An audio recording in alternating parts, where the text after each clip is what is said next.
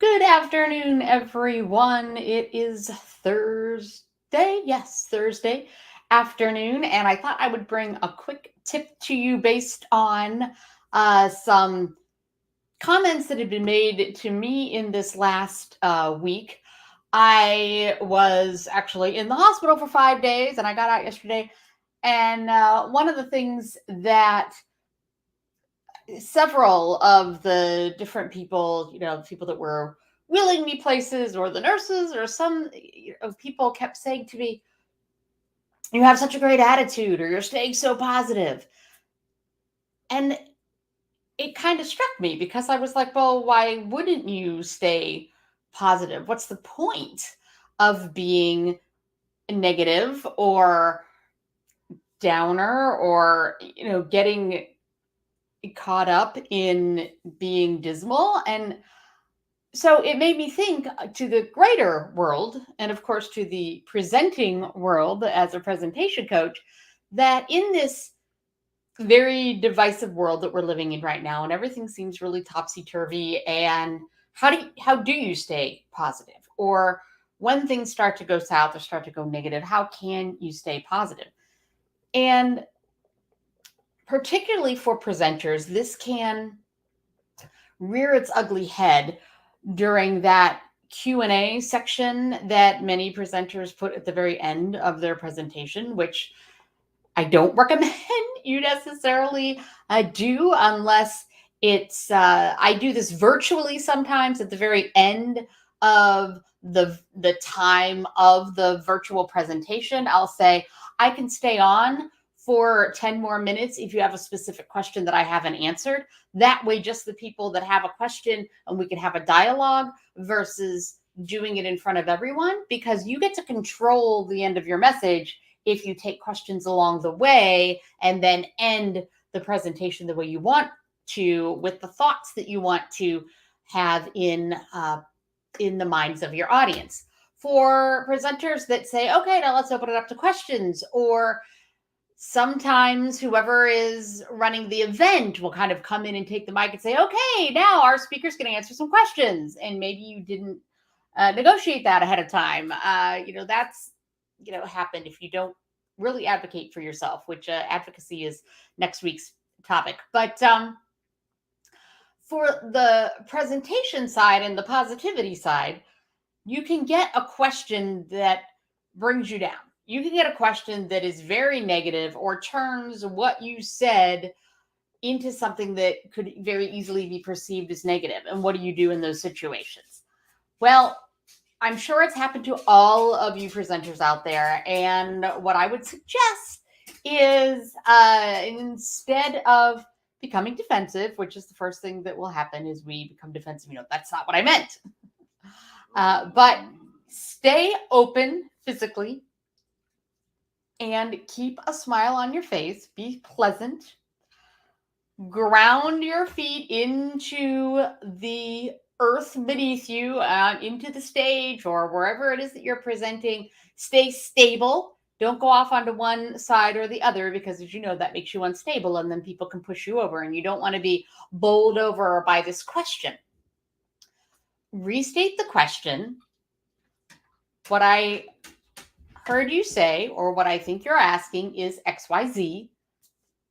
And then answer to the best of your ability while staying positive. I had a question. This was a few years back during a presentation where somebody who was not buying what I was saying, this was about male and female gender behavior differences when it comes to body language. And I forget exactly what I was talking about. It might have been hand gestures or something. And she starts to come after me in a way on, so you're saying that, no matter what, maybe it was smiling. It was probably smiling because I was encouraging them to be pleasant, or to be cheerful in general, and if they're concentrating on something, that's fine. And then you say, oh, well, I'm really concentrating right now. When somebody says, what, why aren't you smiling? Right? Because women are expected to be smiling all the time. And I said, it's fine to not smile when you're really concentrating, but if that's not the case and you're walking down the hall, why not, smile at your colleagues? And she came back at me with, you mean I'm expected to smile and be perky just because I'm a woman, and a man can get away with being um with frowning? And I know she was kind of coming at me, and I simply said, well, if that is the way you took that, my statement, that isn't the way that I intended it. I give that same uh advice or comments to a male audience as well, that they also should smile at their colleagues and generally try to be pleasant, because it creates a better work environment, and you will be more liked, known, and trusted if you are not the grumpy curmudgeon in the corner. And so I stayed open, I stayed pleasant, I grounded myself, and I took it on without becoming hugely defensive. Just saying, that isn't the way that I intended it to come across.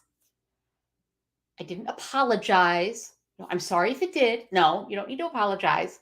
You just hold your own and stay positive. When you put your body in a positive position, which is staying open, keeping your head up, grounding your feet, good posture, when you keep that going, you're telling your brain, calm down. This isn't an attack on you. It's a misunderstanding. You're helping your brain not to become so defensive, because becoming defensive in that situation isn't going to help it, right? And when it comes to communication, we want to simply clearly communicate. And if the other person isn't going to believe you after that, then that's fine.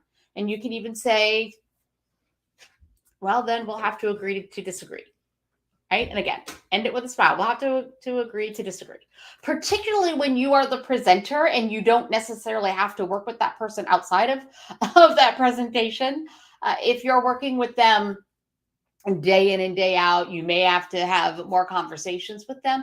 But if it's somebody that you don't know if they're just having a grumpy day, or if, in this woman's case, I have a feeling that she often had been chastised perhaps a little bit, or felt like she was being criticized or chastised for not smiling enough. And when then I came in and told her to smile, it was like, not somebody else telling her to smile.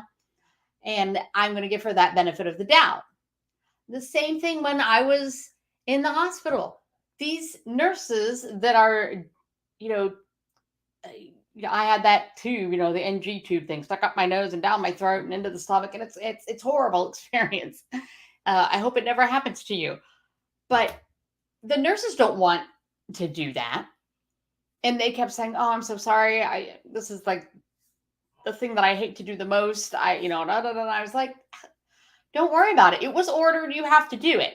And I just, I need to smile through it, or find a way to find the bright side in it. I'm going to feel better after you've done it. It's not going to feel good during it, but afterwards I'm going to feel better. And that's the kind of twist that we need to do with our mindset in this topsy-turvy world, in this very negative place that we're in. I know right now we're all dealing with these midterm elections and all the ads and all the things that are going on for the primaries, and all these, and the ads are getting nasty, and depending on where you're at and where you live, it's really difficult. Every time you turn on the TV, there's negative news. And I live in Chicago, so every time you turn on the news, there's negative stuff going on, because we're having, such an issue with gun violence and things going on in the city. And it is difficult to stay positive, but put your body in a positive place. When you go into the office in the morning, take a deep breath, put your body in a positive stance, and go through those doors and start your day on the right foot. If it's starting to go downhill, have a reset. Close your eyes, take a breath, reform the body. Because what happens? The more negative we get, the more crunched in we get, and the more down we get, and our face scritches up and our body scritches up. Open it back up. Tell your brain that it's not the end of the world, and that you're getting through this, and that you can stay positive. All right, everybody, that is our quick tip for today. I am Allison Henderson. My company is Moving Image Consulting, and I love to help everybody with their presentations, and their communication skills. Please go to movingimageconsulting.com if you want more information. PM me wherever you see this video, and we can talk about which ones of my programs might be just the thing to keep you positive. Whoops.